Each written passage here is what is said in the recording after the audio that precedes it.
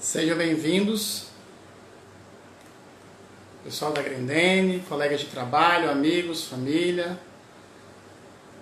Vão ficando à vontade aí que a gente já vai começar.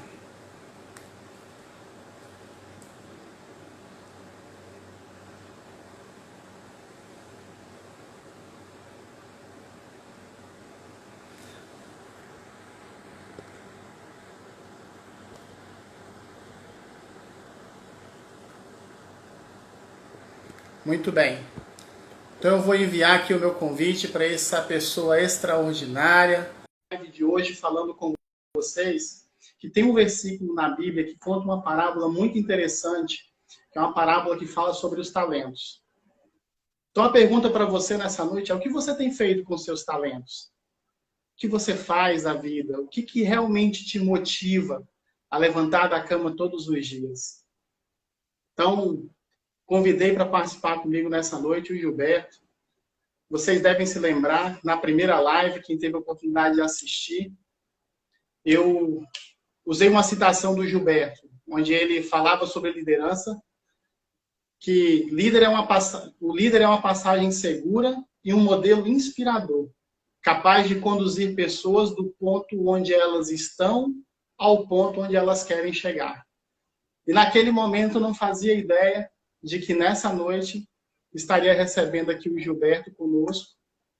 E eu agradeço muito a Deus e agradeço ao Gilberto por ter dito sim a esse convite e participar conosco nessa noite riquíssima. Tá? Então, vão ficando à vontade. Está aí, acabou de chegar para participar conosco. Boa noite. Gilberto de Souza. Boa noite, Gilberto. Que alegria receber você aqui conosco, viu? Seja muito bem-vindo. Muito obrigado, igualmente. É uma alegria estar aqui também. Que legal. Então, só para falar um pouquinho para vocês sobre o Gilberto, já vou passar a palavra para ele, né? Mas o Gilberto, sócio fundador da Nortus, educador, 20 anos dedicados à preparação de líderes, ministrou eventos para mais de 200 mil pessoas, andando por mais de 20 estados diferentes por esse Brasil, focando sempre no autoconhecimento profundo, que diz respeito a falar sobre ser líder de si mesmo, estruturação de equipes, como liderar equipes, influenciar pessoas, como liderar líderes. Então, é um convidado que tem uma bagagem extraordinária para compartilhar conosco. E nessas vivências aí eu tive o privilégio, a oportunidade de participar de algumas turmas de treinamento ministradas pelo Gilberto, onde ele trouxe um conteúdo extraordinário, falando sobre propósito. Então, convidei ele para participar conosco nessa noite. Gilberto, gostaria que você falasse um pouquinho mais sobre você, para os nossos convidados aí te conhecerem também. Claro, é um prazer. Bom, eu há 20 anos atuo com desenvolvimento de líderes. Sempre busquei compreender o comportamento humano. A minha busca se deu porque eu tinha uma questão que não se calava dentro de mim, que é porque eu sabia o que precisava fazer na minha vida, mas eu não fazia. Eu sabia o que eu precisava fazer para ser mais saudável, para ter melhores relacionamentos, para ganhar mais dinheiro. Enfim, eu tinha as informações. Eu só precisava entrar em ação e fazer acontecer. Então a minha grande questão era o que me impedia de fazer isso. E aí, em busca de responder a essa questão, comecei a pesquisar profundamente sobre comportamento humano. E aí foi uma jornada muito grande, porque durante 5 anos eu atuei na Cidade do Cérebro como diretor de desenvolvimento, li mais de 1000 livros, todos correlacionados a comportamento humano, liderança. E isso acabou não só respondendo a esta pergunta, como gerando perguntas novas nesse processo ao longo dos anos. Nesse tempo todo eu trabalhei como coach, mentor de muitos empresários no Brasil, diretores, presidentes de várias empresas, empresas nacionais e multinacionais, empresas que atuam só no país, empresas que atuam em vários países, ajudando não só a essas pessoas desenvolverem um estilo de liderança que a gente chama de liderança contemporânea, ou seja, ajustada ao contexto que estamos vivendo, mas também os ajudando a construir em suas organizações uma cultura de alta produtividade, a partir da compreensão de como o ser humano realmente funciona. Então é isso que eu tenho feito, para mim é uma diversão, eu amo o meu trabalho, amo fazê-lo, por isso que não hesitei com o seu convite de encontrar um espaço na agenda para a gente bater esse papo aqui, conversar sobre um tema. Eu acho que ao longo da minha história eu sempre percebi que os meus momentos de crescimento aconteceram a partir de reflexões. E essas reflexões se dão quando a gente lê uma frase em um livro, um capítulo, quando conversa com alguém, quando escuta uma abordagem diferente da que estamos acostumados. Então, sempre que a gente tem uma oportunidade de ou dialogar, ou assistir um diálogo, um debate, surge ali oportunidades de pensarmos em coisas novas. E essas novas informações reestruturam como a nossa mente está organizada. E é isso que acaba gerando as mudanças em nós mesmos. Então, a partir das reflexões, os seres humanos adultos se desenvolvem, evoluem. E uma oportunidade como essa é uma oportunidade de realizarmos reflexões juntos aqui, né? Eu tendo novos insights a partir da nossa interação, pensando em coisas que eu nunca tinha pensado antes, fruto das perguntas que possam surgir e assim por diante. Então, eis aí um pouquinho de mim. Atualmente eu moro em Campinas, né? Estou em casa, estamos em quarentena, já praticamente vai fazer daqui uns dias 60 dias que estamos em casa. Tem sido um momento para mim muito gostoso, porque de alguma forma eu tive ao longo da minha vida o privilégio de ter a condição de aprender coisas e trabalhar e construir uma boa condição, né? Então, fico muito triste pelas pessoas que estão sofrendo diante desse contexto. A gente tem ajudado na medida do possível o maior número de pessoas que a gente pode. E, ao mesmo tempo, também fico grato, porque, de alguma forma, ao longo da minha vida, tive a oportunidade de construir, né, uma condição de vida que me permite, nesse momento, estar vivendo bem. Então, eu estou muito bem, eu, com a minha esposa, todos os meus familiares estão muito bem. Então, é um momento que eu tenho me dedicado a estudo, a criar novos produtos, novos programas, principalmente programas para EAD. Então, tem muita coisa nova aí para surgir para frente, fruto desse tempo que a gente teve para refletir, repensar estratégias, né? Então, esse é um pouquinho de mim aí. Que legal. Gilberto, nesses dias como hoje, né, que nem você falou, que nós estamos passando por esse processo de quarentena, né, e o estado de São Paulo, o estado do Ceará estão sendo mais rígidos nas ações. Como é que nós podemos lidar com essa situação no nosso dia a dia? Quais são as principais dicas que você dá para as pessoas para que elas, num momento como esse, não se descontrolem, não entrem em pânico diante de tantos bombardeios que vêm na mídia, né? O que você recomenda para essas pessoas? Bom, o controle emocional, ou seja, a condição de gerenciar suas emoções e construir em você os estados emocionais que você quiser, é uma capacidade que precisa ser desenvolvida. Então vamos imaginar o seguinte, vamos imaginar que alguém, há cerca de 10 anos, despertou para isso, falou, nossa, eu tenho que desenvolver minha capacidade emocional, de lidar com estresse, de desenvolver mais resiliência, e ela veio trabalhando ao longo de 10 anos, então, de repente, ela se encontra nesse período de pandemia. Ela vai conduzir isso maravilhosamente bem.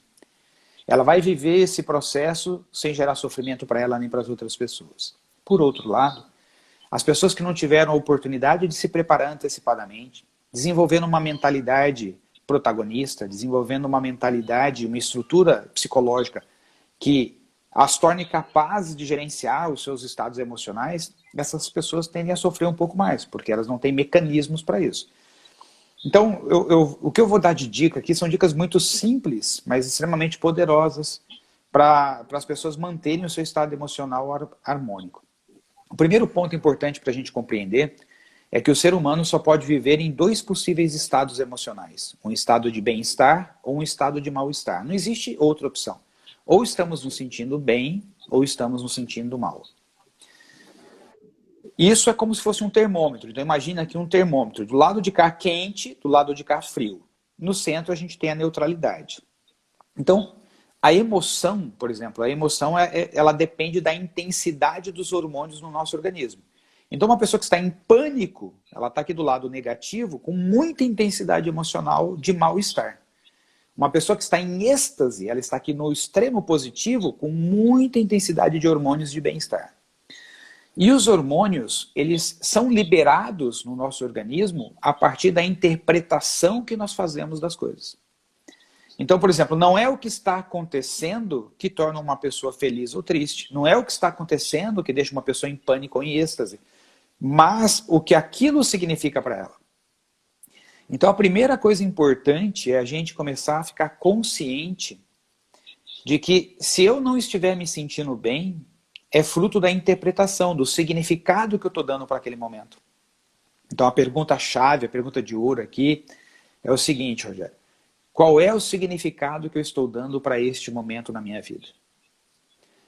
Isso pode ser para um relacionamento. Qual é o significado que eu estou dando para esse relacionamento na minha vida?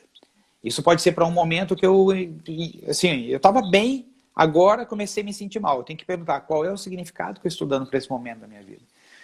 Então, se eu começar a tomar consciência que eu estou dando o significado que gera o mal-estar, automaticamente eu me torno um mestre de também fazer essa alteração, porque eu posso transformar o significado. Você vai falar, Gilberto, mas isso não é uma coisa fácil. Realmente, fácil ou difícil depende do nosso preparo. Quando alguém fala, é muito fácil cozinhar, é porque essa pessoa tem preparo para isso. Quando uma pessoa fala, é muito difícil cozinhar, é porque ela não tem preparo para isso. Então, se uma pessoa acha difícil ficar consciente do significado que está dando, se uma pessoa acha difícil modificar o significado que ela está dando para o que está acontecendo, é só porque ela não treinou isso antecipadamente. Então, um momento como esse é um momento que nos convida a acelerar o nosso processo de desenvolvimento. Então, a primeira regra básica é eu me dar conta, assumir o seguinte, se eu estou me sentindo bem ou mal, é o significado que eu estou dando para o que está acontecendo. Bem ou mal está acontecendo dentro de mim, não é do lado de fora. E aí esse momento que nós estamos vivendo de pandemia, como eu disse, algumas pessoas, por terem construído uma condição, não só financeira, mas emocional, intelectual, lidam com ele de uma forma diferente. Então, para as pessoas que não construíram essa condição, além do significado, segundo aspecto importante, a gente compreender o seguinte, o medo, que é uma resposta natural do nosso organismo, diante de um contexto que não temos nenhum controle ou nenhum conhecimento, ele é uma emoção disparada a partir de uma possível projeção. Por exemplo, imagine você que nós estivéssemos diante de um tigre que ele está pronto para dar um bote em cima da gente. E aí o coração está super disparado. O coração está super disparado por causa da imagem que a gente projeta do que vai acontecer. Porque nesse momento ele ainda não pulou. E pode ser que ele nem pule. Então o medo, ele é uma emoção importante no processo evolutivo. Por quê? Porque ele instiga a gente a ficar mais atento. Então na hora que você está com medo, seus 5 sentidos se expandem, para que você possa captar mais informações do sistema para sobreviver. Então o medo significa, eu estou diante do desconhecido, que eu não controlo, e aí o meu sistema então fala, presta atenção em cada detalhe. Ele é como se fosse uma chave que, quando girada, nos coloca mais atentos diante do que está acontecendo. Para isso ele é ótimo. Só que como a maior parte das pessoas, por não conhecerem esse mecanismo, não sabe como desligá-lo. Então ela, imagine o seguinte, ela assiste uma notícia na televisão, dizendo, morrem mais tantas pessoas, hoje no Brasil. E aí ela passa para outro canal e fala assim, aumenta o número de casos, não sei o que, no Brasil. Aí ela passa para outro canal e fala assim, o Brasil está entre os 6 países com o pior quadro do Covid-19.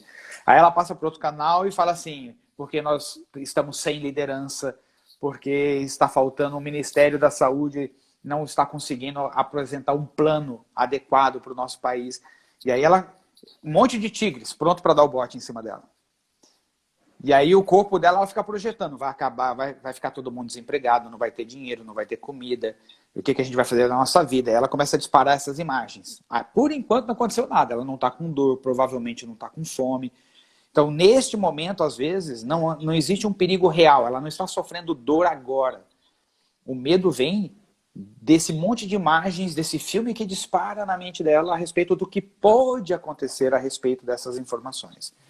Então, se eu me dou conta desse mecanismo, eu posso falar, bom, neste momento, está acontecendo alguma coisa? Não. Então respira. Por enquanto é só projeção. Então, o medo é uma projeção de que algo ruim pode acontecer. Já a fé também é uma projeção, mas é uma projeção de algo bom. Então, quando eu digo assim, ó, tudo vai dar certo, também eu estou projetando para o futuro. Não sei se vai ser verdade. A verdade é essa, a gente não sabe. Porque ninguém tem informação sobre o que vai acontecer, porque é uma coisa nova para a humanidade. Mas a fé te ajuda a construir na sua mente uma projeção de que as coisas vão se ajustar, que as coisas vão dar certo. E aí o que acontece? Na hora que você projeta a partir da fé de algo positivo, a química do seu organismo, todos os hormônios são reajustados. Então, estamos diante de um perigo? Fato. Por quê? Porque a gente não conhece. O que é perigo? É aquilo que pode nos colocar em risco e que a gente não domina. Na hora que você domina, deixa de ser perigoso, porque você sabe, por exemplo, uma brigada de incêndio sabe como combater um incêndio. É algo que eles têm que ter cuidado, mas não precisa ter mais medo, porque eles sabem exatamente o que eles precisam fazer. Agora, quando a brigada de incêndio está diante de uma situação que elas nunca viveram antes, o medo vai disparar. Por quê? Porque naquele instante, para aquela situação, eles não têm resposta. É o que nós estamos vivendo. Então, os cientistas estão assim, né? Os médicos estão assim, vários profissionais estão assim. Por quê? Porque nós estamos diante de uma coisa que nós não temos muitas informações. Então, é natural o medo. Só que eu, sentindo medo, eu preciso me perguntar, neste momento está acontecendo algo? Gilberto, e que se tiver? Vamos supor que esteja assistindo aqui, entre as 70 pessoas que estão na nossa live, alguém que esteja num quadro de vulnerabilidade. Uma pessoa que está sem comida dentro de casa, não tem dinheiro, está desempregado diante dessa situação. E está nesse momento nos ouvindo com dor, fome, dor no estômago.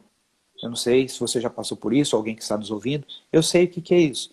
Não que eu tenha passado fome na minha vida, mas eu já passei situações de dificuldade, momentos de dificuldade. Então, uma pessoa que está nessa situação, ela precisa pensar o seguinte, o que eu posso fazer? Eu tenho que sinalizar para as pessoas, eu tenho que procurar as pessoas que têm mais condições e falar, olha, eu estou sofrendo. Eu preciso buscar uma rede de apoio.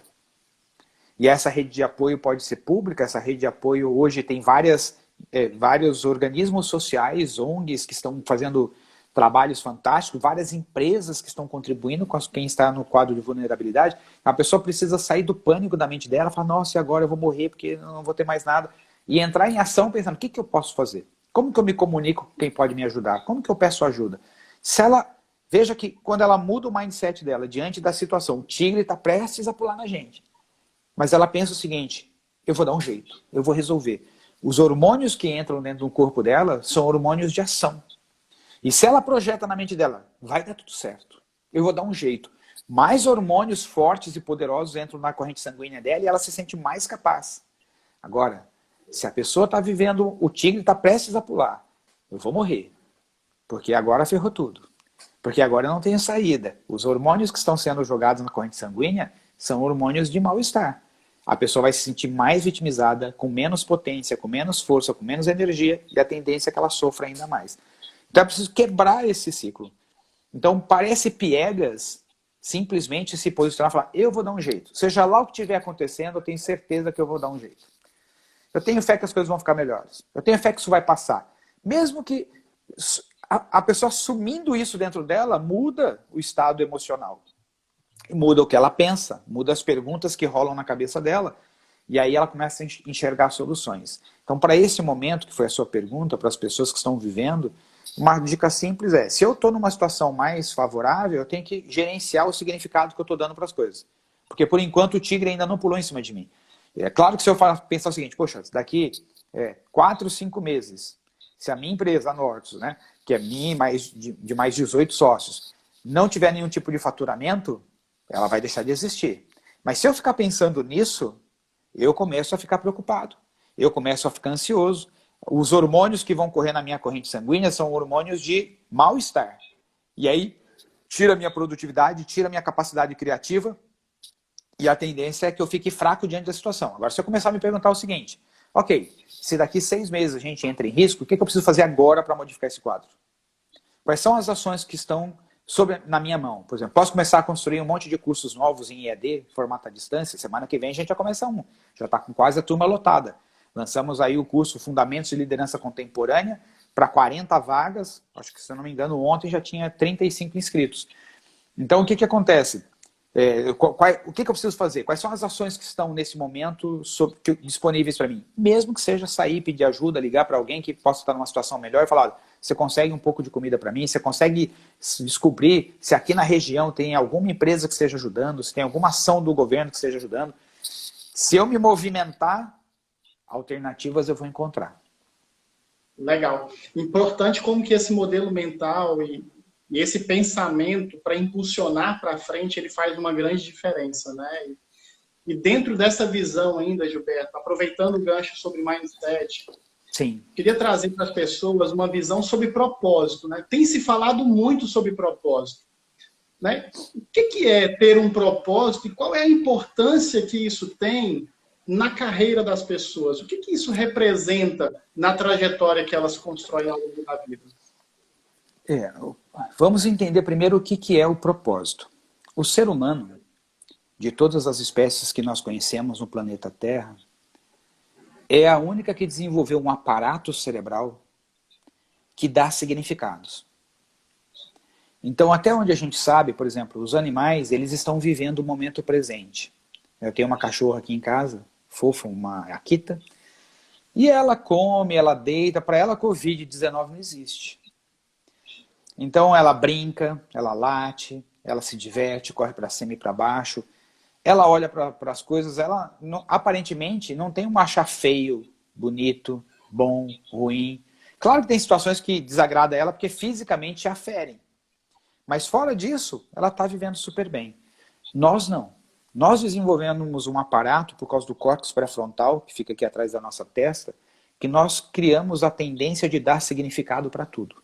Até tem uma linha da psicologia que fala sobre isso. O Viktor Frankl foi o cara que mais estudou isso, tem um livro fantástico chamado Em Busca de Sentido. Então, o que acontece? Nós estamos o tempo inteiro julgando as coisas. Se é bom, se é ruim, se é bonito, se é feio, mesmo que seja uma flor. Você olha para uma flor, fala, nossa, que flor linda, acabou de fazer um julgamento. Só que na hora que a gente faz esse julgamento, a gente está dando um peso emocional. Então o que é um propósito? O propósito é uma razão, é um sentido que eu estou dando para a minha ação. O ser humano, tendo esse aparato na mente dele, começa a questionar, mas qual é a razão de eu fazer isso? E aí, para esse desejo de encontrar uma razão, e principalmente uma razão que seja nobre, uma razão que o faça se sentir bem, faz com que a pessoa então vá em busca desse negócio de propósito. Só que o propósito, ele depende do momento de vida da pessoa. Então, se uma pessoa nesse momento, nesse momento, está faltando grana, comida dentro de casa, o propósito dela é resolver isso. Ela não vai pensar em um outro propósito. Por quê? Porque essa é a razão dela nesse momento. A razão dela nesse momento é sobrevivência. Então, uma parte da sociedade tem como propósito apenas sobreviver. Você pega dos 7 bilhões de seres humanos, nós estamos falando que 1,5 vive com menos de $1 por dia. Ou seja, menos de 6 reais por dia, porque por enquanto ainda não bateu os 6 reais. Né? Então, menos de 6 reais por dia. É uma vida muito apertada. Então, nesse sentido, essa pessoa, qual é o propósito dela? O propósito dela é sobreviver, o propósito dela é botar comida dentro de casa, o propósito dela é conseguir amanhã ser melhor do que hoje, financeiramente, materialmente. Quando uma pessoa já tem essa parte financeira razoavelmente resolvida, o propósito dela muda. Então, uma vez que ela já esteja se sentindo mais segura, provavelmente o propósito dela passa a ser outras coisas. E aí, o que a gente tem visto nesse momento? Esse é um momento na sociedade, na história da humanidade, onde uma boa parte da população nasceu em uma certa condição de vida que não precisava mais ser a sobrevivência ou o propósito. Então, por isso que as pessoas mais jovens hoje buscam um propósito maior numa organização, um propósito para as suas vidas. Por quê? Porque, num certo sentido, as suas necessidades mais viscerais fisiológicas já estão satisfeitas. Então começa a vir a pergunta, mas por que eu vou fazer isso? Qual o sentido da minha vida? Por que eu estou aqui? E a pessoa quer encontrar um motivo, quer encontrar um propósito, para dar uma azeitada na sensação de ela acordar todos os dias. Então, o primeiro ponto é a gente compreender que essa necessidade do propósito, uma necessidade por causa da nossa estrutura como seres humanos, a gente tem essa necessidade, a gente quer ter um sentido, quer ter um propósito. Então faz parte. Só que o propósito das pessoas muda conforme os níveis de consciência delas. Então, enquanto umas pessoas estão querendo sobreviver, outras estão querendo ter uma casa maior, um carro melhor, outras estão querendo se destacar na sociedade, outras estão querendo fazer a diferença na sociedade, e aí outras estão querendo resolver problemas globais, outros estão querendo ajudar a humanidade, outros estão querendo ajudar todas as formas de vida no planeta Terra, outros estão querendo salvar o planeta Terra. E depende, obviamente, do momento que a pessoa vive, tanto emocional quanto intelectual e consciencial. Então, o propósito nada mais é do que a pessoa buscar dar uma razão, um motivo maior para aquilo que ela faz todos os dias. Algumas pessoas buscam propósito numa profissão. Então, eu atendo muitos executivos e muitos jovens que estão nesse momento perguntando assim, qual é o meu propósito? Só que quando você pergunta, mas propósito no quê? Eu quero saber o que eu vou fazer com a minha vida profissional. Então, você está perguntando um propósito de profissão, porque não é um propósito da vida. Se uma pessoa acha que o propósito da vida dela, por exemplo, é a medicina, e ela se torna um médico, ela vai ser muito feliz enquanto ela está atuando dentro do consultório como médico no hospital, fazendo cirurgias. Mas e quando ela volta para casa? Já que o propósito dela é na profissão, qual é o risco? Ela se realiza quando está exercendo aquela profissão. Mas aí nos outros ambientes ela não se sente tão realizada. Por quê? Porque o propósito dela foi para uma profissão. Então eu particularmente percebi que isso aconteceu comigo também ao longo da minha vida, isso foi mudando, que chega um momento que o seu propósito é um propósito para a vida como um todo. É um propósito que ele possa funcionar na sua profissão, quando você está em casa lavando louça, fazendo comida, limpando o chão, quando você está em casa lavando o banheiro, quando você está conversando com alguém que está passando por uma dificuldade, quando você está dando atenção para uma criança. Se você tem um propósito para a sua vida, ele é um propósito que dá a razão de tudo que você faz. Então, uma pessoa que pode ter como propósito, por exemplo, experienciar a vida conscientemente e manifestar o máximo das minhas capacidades em tudo que eu estiver fazendo.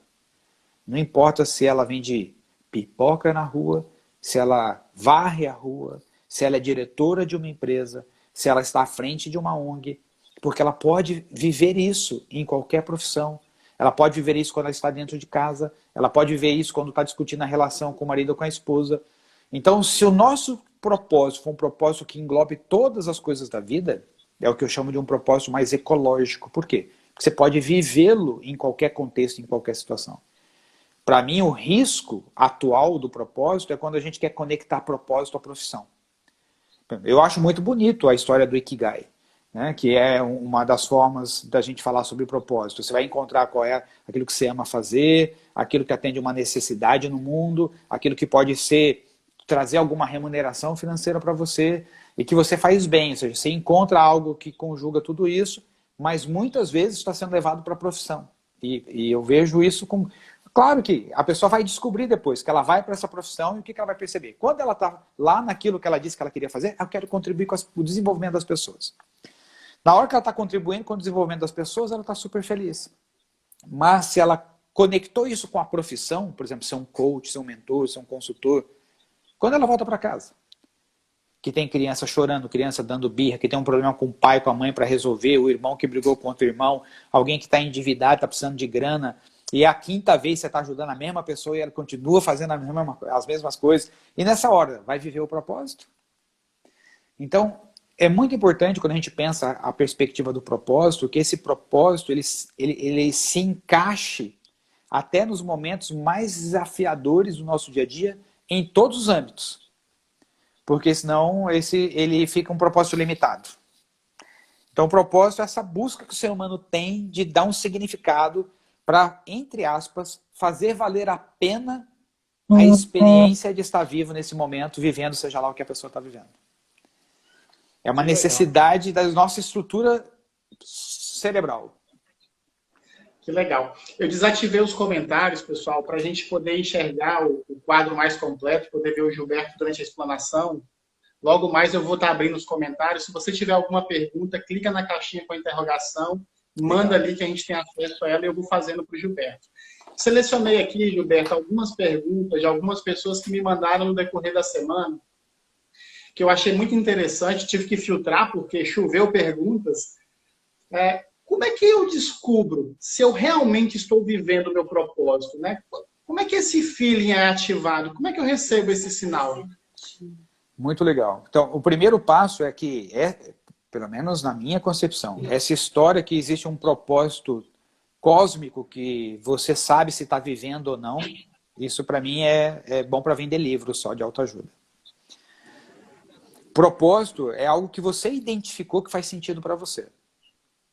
Então, se você está fazendo algo que faz sentido para você, e aí eu volto naquela questão inicial, qual o significado que eu dou para o que eu estou fazendo? Então, por exemplo, eu vivo o meu propósito quando eu estou lavando louça, eu vivo o meu propósito quando eu estou cozinhando, eu vivo o meu propósito quando eu estou aguando as plantas, eu vivo o meu propósito quando eu brinco com a minha cachorra, eu brinco com o meu propósito quando eu estou conversando com a minha esposa.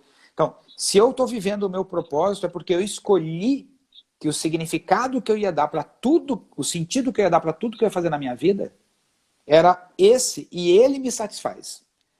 Agora, se eu estou esperando que tem um propósito aí fora no universo, criado para mim, e que eu tenho que encontrá-lo, e eu estou te falando isso porque eu já atendi mais de 1000 executivos no 1-a-1, como coach e como mentor. As pessoas estão em busca desse propósito, elas ficam meio malucas, tentando achar, e tem gente querendo vender fórmula. Tem um monte de livro aí querendo ensinar como é que você identifica o seu propósito. Cada um dá a sua receitinha. Mas, na verdade, é uma construção que você faz. De algo que para você faz muito sentido. Você fala assim, nossa, é isso que eu quero viver na minha vida. E quando você olha para aquilo, você fala assim, isso é muito legal. E, Gilberto, como é que você faz isso? Como é que eu descubro isso? Você tem que sentar na cadeira, pegar uma folha em branco e começar a escrever. Qual o sentido que se eu desse para a minha vida me faria feliz em todos os momentos? Me faria sentir bem em todos os momentos? E aí a gente tem que... É um processo, por exemplo, o meu propósito eu levei meses trabalhando nele. Até que chegou um dia que eu olhei e falei, legal. Esse propósito é um propósito que me anima. Né? O meu propósito é muito simples. Eu busco o tempo inteiro aprender coisas que possam ser úteis para mim e para todas as pessoas com as quais eu convivo. De modo que possa me ajudar e ajudar as pessoas a serem mais saudáveis, mais felizes, mais bem-sucedidas em tudo o que fazemos. Então, isso quando eu falo assim, mas mesmo lavando louça, assim, porque eu estou ali, eu estou pensando, eu estou curtindo, eu estou criando coisas, eu estou observando como que eu estou me sentindo. Então, o tempo inteiro, eu estou buscando aprender coisas com a própria vida, com a própria experiência da vida, não necessariamente em livros, em cursos. Mas foi um propósito construído, não foi uma coisa que eu identifiquei cósmica, do tipo, em algum momento entrei em estado meditativo, e aí de repente baixou em mim um download do propósito que eu estou aqui no mundo para fazer isso. Bom, na minha experiência, e nos mais de 1000 clientes que eu já atendi até aqui, a coisa não é bem assim. Né? Algumas pessoas até criam a partir de experiências assim um propósito para elas, mas elas construíram. Elas encontraram algo que passou a dar sentido para aquilo que elas estão fazendo. Então, para mim, como é que eu sei que eu estou vivendo o meu propósito? Você está bem, você está feliz, você está em paz, você não quer fazer outra coisa. Você pergunta para mim, Gilberto, o que você gostaria de estar fazendo hoje se você pudesse? Exatamente o que eu estou fazendo agora. O que você mudaria na sua vida? Nada. Se você ganhasse na Mega Sena, o que você faria de diferente? Nada. Talvez viajaria um pouco menos a trabalho e viajaria um pouco mais a lazer, mas não mudaria a minha profissão, não mudaria os temas que eu abordo, não mudaria as pesquisas que eu faço, porque eu amo fazer isso. Então, você sabe que está vivendo o seu propósito, porque você encontrou em você completude. Não está te faltando nada. Você não está em busca de algo para te completar. Você está em busca de viver. Né? Você está no propósito que você está querendo viver. Então, você acorda de manhã, você quer viver. Você vai dormir à noite grato pela experiência do dia, doido para chegar o dia seguinte, porque você quer viver de novo. Porque tem sentido a sua vida. Mas é um sentido que você escolheu dar. Então o cuidado aí é só para a gente não cair na história que tem, rodando aí no universo, no cosmos, tem um propósito que foi escrito para nós e a gente tem que encontrar esse propósito primeiro para depois ser feliz. Olha, esse é um negócio perigoso. Pode passar a vida inteira procurando esse negócio. E não vai achar. Pode ser que não ache. E quando acha, foi uma construção da pessoa. Ela chegou e falou assim, é isso que eu quero para ser meu propósito. Porque não é que vem um download, a coisa não está escrita dessa forma, né? Pelo menos eu, na minha experiência, e na de mais de 1000 clientes que eu atendi, nunca foi assim. Interessante. E qual a maior dificuldade em estabelecer esse propósito, Gilberto, o que mais impacta diretamente? É aquilo que são resistências internas ou as distrações externas? Né? O quanto que esse ambiente influencia para me atrapalhar nessa busca? É uma ótima pergunta isso. É uma ótima pergunta. Na minha avaliação, o que mais impacta, o que mais impede, são as deficiências do ego. São as carências emocionais que as pessoas carregam. Então, por exemplo, enquanto a pessoa tem uma carência emocional de ter mais que o suficiente, uma pessoa que sofreu muito na infância por não ter tido determinadas coisas, e agora ela acredita que ela tem que ter muito mais para poder ser feliz. Qual o risco? Ela trabalhar a vida inteira para ter mais, ter mais, ter mais, ter mais, ter mais, e nunca ser feliz.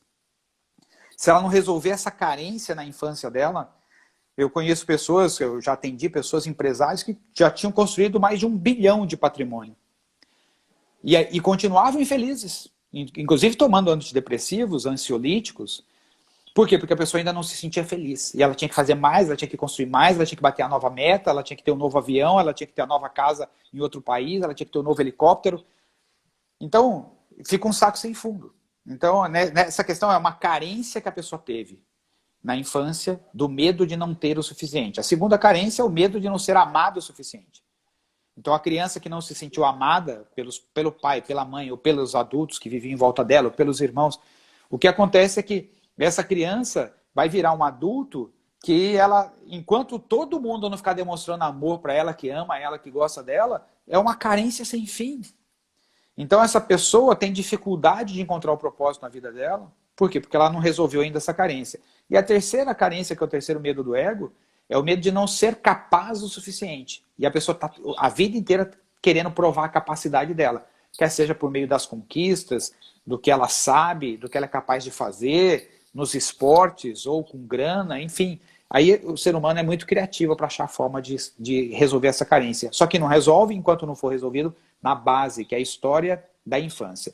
Então eu acho que o maior impeditivo para as pessoas construírem um propósito que faça todo sentido para elas, é elas resolverem primeiro as carências do ego que elas possuem. As carências da infância. E o ser humano mistura muitas carências. Por exemplo, esse dia eu estava conversando com uma pessoa sobre isso. Como a pessoa mistura a carência com o amor. Uma pessoa que fala assim, nossa, eu amo todo mundo, eu amo a minha família, e eu queria ter todo mundo perto de mim, eu adoro quando vocês estão aqui. Então a gente tem que olhar com cuidado, porque, por exemplo, isso pode não ser amor, isso na verdade é carência. Se eu sinto falta das pessoas e quando elas estão presentes eu me sinto bem, é carência. Amor é uma coisa que brota de você para os outros, amor é uma doação. Então uma pessoa que ama, ela doa o tempo inteiro. Ela não sente falta. É ótimo, né? Se eu amo alguém, eu amo meu filho. Quando ele está junto, que eu dou um abraço nele, é a coisa mais deliciosa do mundo. Mas o simples fato de eu pensar nele brota amor dentro de mim, me preenche completamente. Eu não preciso da presença física dele para eu sentir esse amor. Então, é aí que a gente começa a perceber se é carência. Se eu preciso do feedback dos outros, do reconhecimento externo, é porque eu tenho uma carência da minha infância. Se eu preciso olhar na conta do banco, tá sobrando, olhar na despensa de casa, tá abarrotado de coisas, é carência. Então, para mim, esse é o maior impeditivo das pessoas construírem um propósito simples. E encontrar na simplicidade a alegria de viver. Porque elas querem, às vezes, algo tão exorbitante que torna muito difícil elas se sentirem bem. Então, tudo que a gente depende do externo, tudo que a gente depende dos outros para se sentir bem internamente, precisa ser resolvido. Naturalmente, quanto mais a gente vai resolvendo isso, mais simples vai ficando o nosso propósito.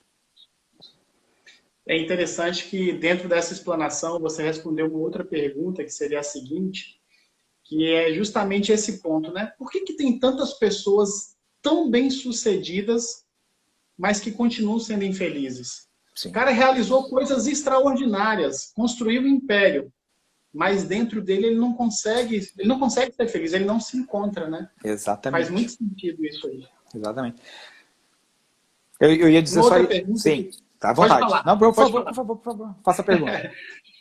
Dentro dessa visão, Gilberto, né, que a gente entende então que tem que buscar dentro de nós.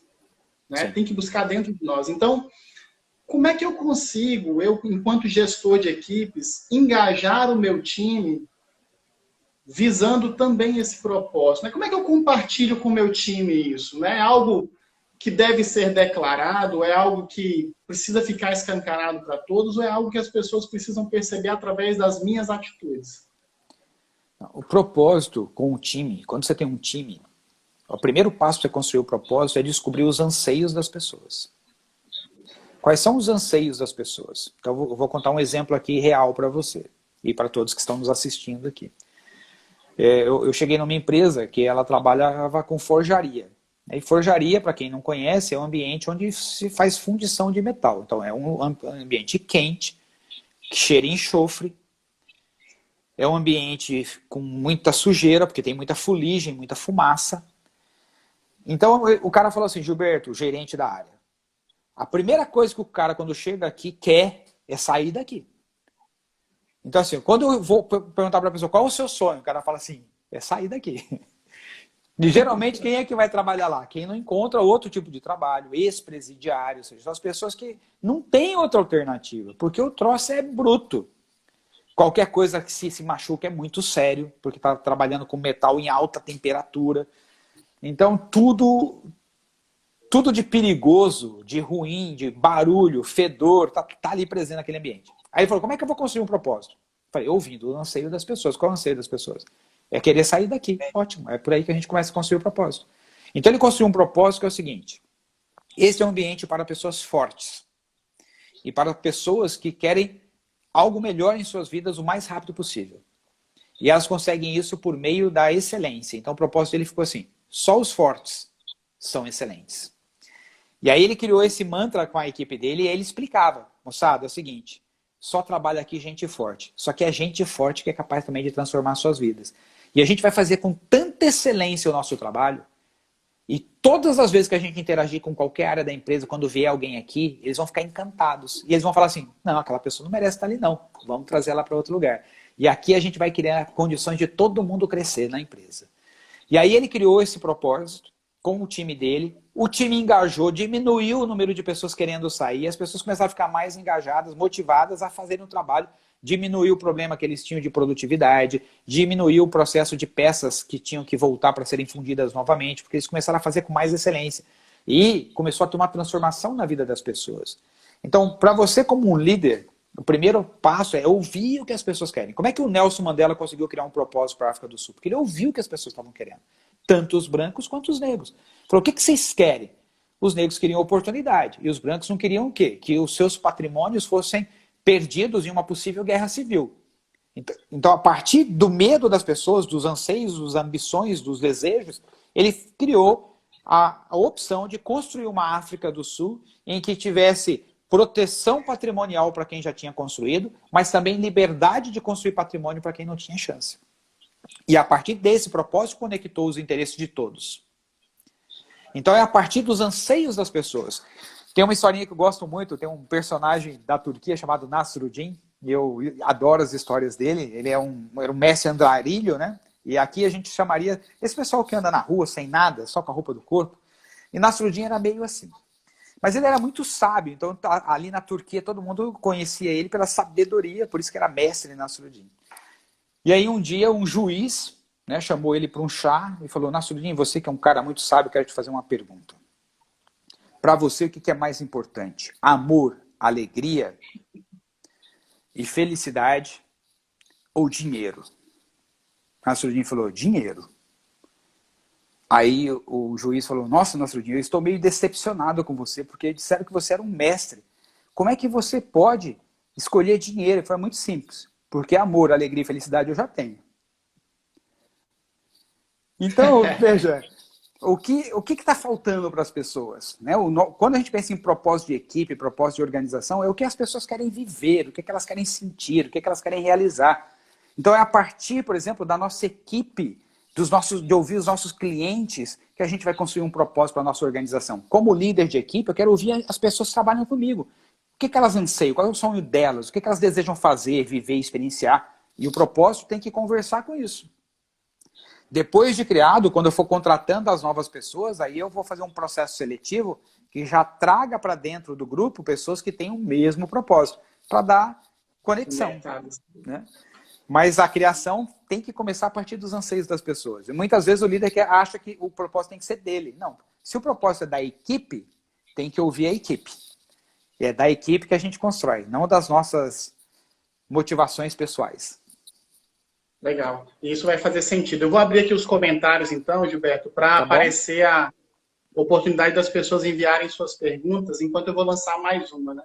Tá, ótimo. Em que momento que você acredita que precisa se rever o propósito? Né? Qual é o sintoma que demonstra que precisa de alguma correção de rota? Não, eu defini caminhar nessa direção, são essas coisas que eu quero, mas chega aquele momento que fala assim, opa, eu preciso mudar um pouco isso aqui, transformar isso daqui, porque senão eu vou chegar num caminho que não vai ser legal. É muito simples. Quando rever o meu propósito? Quando acordar para mim e começar a ser chato. Se na hora que eu estiver acordando de manhã, eu não estiver com aquela alegria e gratidão por ter mais um dia para viver, eu preciso reanalisar o meu propósito. Se quando eu estiver indo dormir, eu não estiver com aquela sensação de gratidão por ter tido a oportunidade de mais um dia para estar vivendo, eu preciso rever o meu propósito. Por quê? Porque eu não estou dando um significado para a minha vida que esteja fazendo a pena valer dormir e acordar. Ou seja, se eu quero dormir querendo acordar e quero acordar feliz de ter acordado. Então, todas as vezes que isso não estiver acontecendo, é porque o meu propósito não está bom. E está na hora de se rever. Simples assim. Esse é o sintoma. Que legal, interessante isso, né? Então perceba, pessoal, tudo que o Gilberto... Tem uma pergunta aqui agora, Gilberto. Tá bom? Quais os principais talentos que o Gilberto desenvolveu para a sua carreira? Mas essa pergunta é para quem? Para você. Quais os principais talentos que você desenvolveu? Olha, eu diria que, para mim, o ponto-chave na minha vida foi ter despertado para o prazer de aprender. Eu descobri que aprender é uma coisa fantástica. É uma das coisas... Eu tenho as minhas duas paixões na vida. Aprender e ensinar. E eu não consigo dizer qual delas é maior. Por quê? Quando eu estou aprendendo algo novo, algo diferente, que me faz olhar para as coisas de um jeito novo, parece que o tempo para.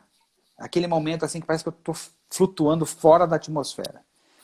E quando eu estou ensinando, eu falo coisas que eu me encanto, que eu nunca tinha pensado antes. Então, quando eu estou falando, às vezes surge coisa que eu falo, nossa, que legal isso que eu falei, eu também nunca tinha pensado antes desse jeito. Mas ao falar, ao responder uma pergunta, surge coisas que eu aprendo. Então, por que eu gosto de ensinar? Porque eu aprendo quando eu estou ensinando. Para mim, a minha maior alegria em ensinar é porque eu aprendo muito. Por causa das perguntas que são feitas, porque às vezes as pessoas discordam do que eu falei, e aí eu pergunto, mas por que você discorda? A pessoa fala uma coisa e fala, nossa, que fantástico! Vou levar isso para mim de presente. Então, para mim, eu diria o seguinte, todos os outros talentos que vieram depois, como a habilidade de se comunicar, eu tenho uma incrível facilidade de tornar temas complexos simples. Ou seja, eu pego coisas que são bem complexas na literatura e consigo trazê-las de uma forma didática. Mas foi uma coisa que eu fui desenvolvendo. Aos 14 anos, eu era professor de Kung Fu. Quando o professor faltava, eu não podia ir na academia, eu tocava aula. E ali eu descobri a alegria de ensinar. Porque eu também aprendia mais ali quando eu estava ensinando. Eu descobri aquilo desde essa fase. Então, na medida que eu percebi isso, todas as outras coisas, por exemplo, como essa questão que eu falei, a didática que eu tenho, capacidade de comunicação, isso foi acontecendo com o tempo. Mas o principal foi ter aprendido a dar um significado para aprender coisas de prazer. Para mim, às vezes eu vejo pessoas falando assim, nossa, para mim é tão difícil ler um livro, para mim é tão difícil assistir um documentário. Para mim não, para mim é uma alegria imensa. Toda oportunidade que eu tenho é de aprendizagem. Então, agora, se você me perguntar quais são os talentos que você desenvolveu, muitos, porque eu era uma pessoa tímida, introvertida, insegura. Se eu fosse convidado para ir numa... Eu tinha fobia social, então eu até gravei um vídeo sobre fobia social no meu canal, mas eu era um indivíduo que eu tinha fobia social. Se eu fosse convidado para uma festa, o meu sonho era que ninguém percebesse que eu estava lá. Eu tinha medo que alguém viesse conversar comigo. Eu me sentia tão menos, tão incapaz, que eu tinha vergonha se alguém viesse se aproximando e meu coração disparava. Alguém vinha na minha direção, meu coração disparava, porque eu tinha medo da pessoa me fazer uma pergunta. Eu tinha medo da pessoa querer conversar comigo. E quando ela passava por mim e nem percebia, eu sentia um alívio. Então, tamanha baixa estima que eu tinha, tamanha impotência na minha configuração pessoal, só foi remodelado porque eu pude aprender coisas. Então, para mim, essa é a coisa mais importante que pode acontecer para uma pessoa. É ela se abrir para aprender. Querer aprender com tudo. Todas as experiências da vida, com qualquer oportunidade. Não é só por meio de livros, mas tudo. Eu estou aqui hoje atento para qualquer oportunidade que surja para novos insights, aprender coisas.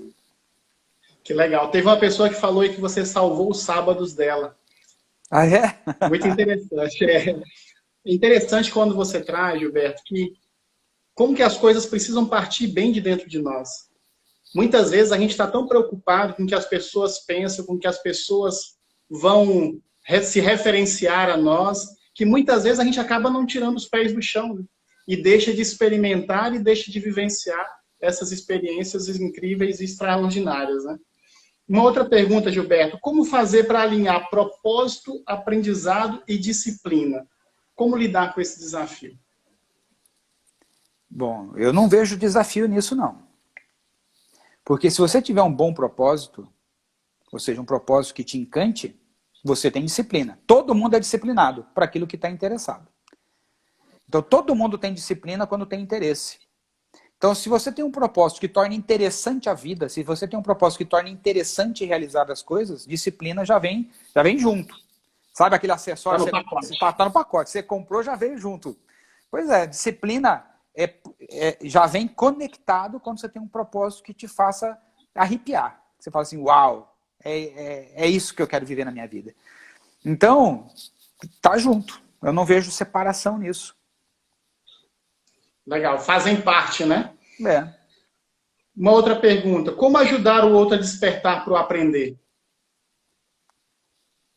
Eu acho que a melhor forma é a tua paixão por aprender. Se você for uma pessoa apaixonada por aprender, naturalmente você está, como eu falei, aproveitando todas as situações do dia a dia, ou seja, qualquer coisa que esteja acontecendo no seu dia a dia, você está aproveitando para aprender, as pessoas vão começar a ficar encantadas, porque eles vão falar assim, nossa, tá voando merda para tudo quanto é lado, e essa pessoa tá sorrindo, aprendendo, tá curtindo, como que pode?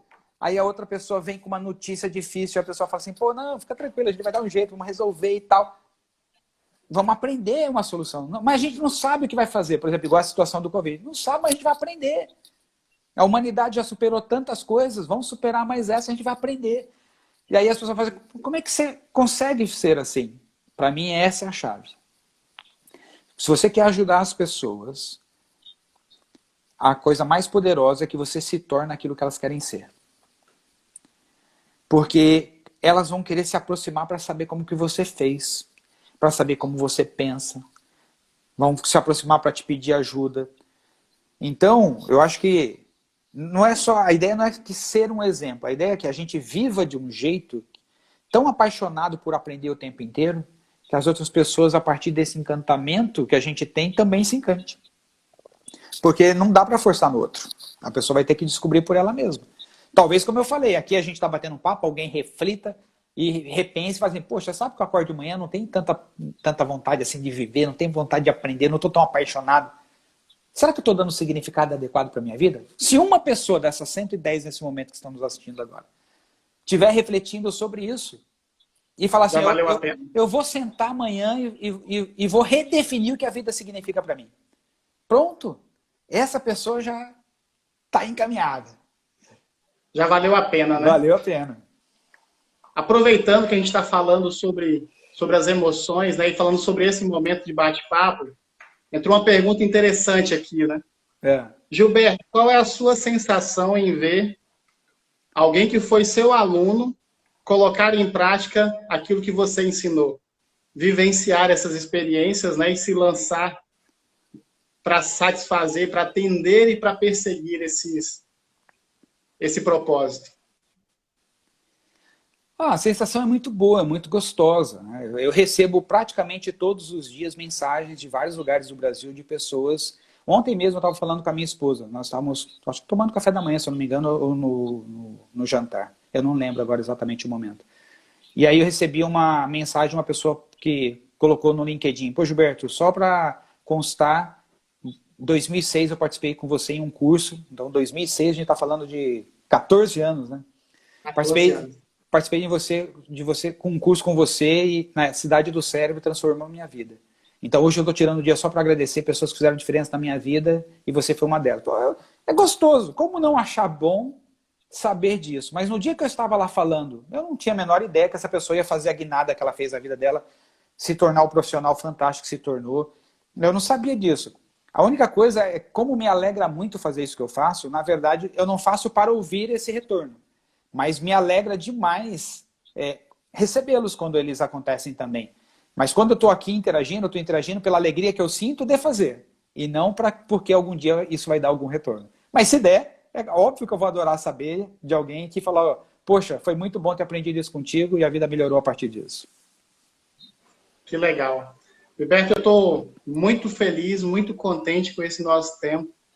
É uma pena estar prestes a cair a live. É só 1 hora, é muito pouco tempo para ouvir tantas experiências, mas eu quero reforçar, né, o meu agradecimento a você por dispor esse tempo, né? Sei da intensidade das coisas também que acontecem na sua vida, na sua agenda. Para quem não sabe, o Gilberto teve um evento grande hoje à tarde, uma conferência internacional, uma pessoa trazendo também conteúdos incríveis, extraordinários. O Gilberto estava lá presente.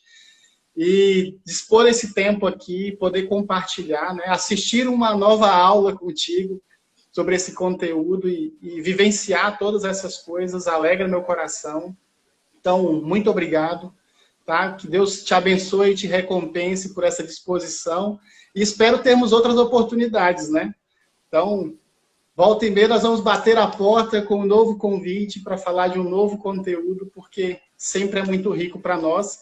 E queria te pedir para encerrar também contando mais uma história do Nasruddin, que o pessoal pediu bastante aí nos comentários. Tá bom, é uma alegria para mim também e espero sim que a gente possa nos encontrar em outras oportunidades aqui, refletindo e batendo papo sobre outros assuntos. Vai ser um prazer, Rogério. Uma história de Nasruddin. Deixa eu pensar numa aqui rapidinha que o tempo está aqui acabando, Gilberto. Vamos lá.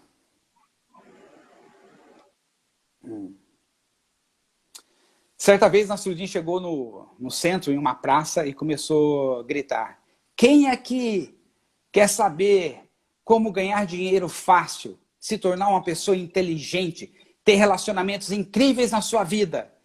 E aí o 23 segundos para acabar. Chegando. E ele repetindo a mesma coisa, e o povo chegando. Quando tinha mais ou menos umas 1000 pessoas, ele falou: tá bom, no dia que eu descobrir, eu venho aqui e conto para vocês também. Beijo grande.